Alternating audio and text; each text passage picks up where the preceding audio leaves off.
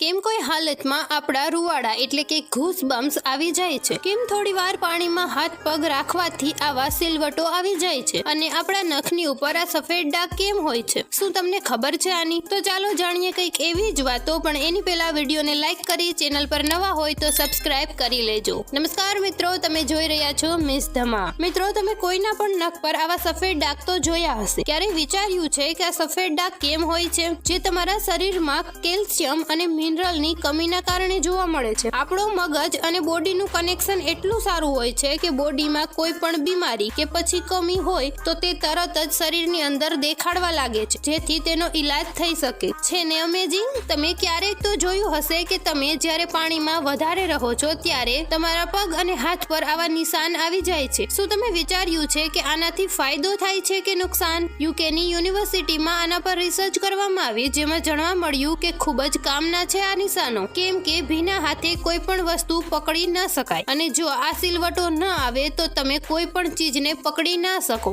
છે ને આ પણ કામનું. તમે જોયું હશે કે ક્યારેક આપણા રૂવાટા આવી રીતે ઊભા થઈ જાય છે. તમે જ્યારે ડરાવની ફિલ્મ જોવો, ખૂબ જ અવાજવાળી જગ્યામાં રહો કે પછી ખૂબ જ સ્પીડમાં ગાડી ચલાવો, ત્યારે એવા સમયમાં તમારી બોડીમાં એક અર્ટેલ નામનું હોર્મોન રિલીઝ થવા લાગે છે. જ્યારે કોઈ ગભરાહટ કે ચિંતા હોય ત્યારે પણ આ રિલીઝ થાય છે, જેથી તમારા રૂવાડા એટલે કે ઘૂસબમ્સ આવી જાય છે. મિત્રો, તમને આ માહિતી કેવી લાગી કોમેન્ટમાં જરૂરથી જણાવજો. ચાલો મળીએ એક નવા વિડીયોમાં.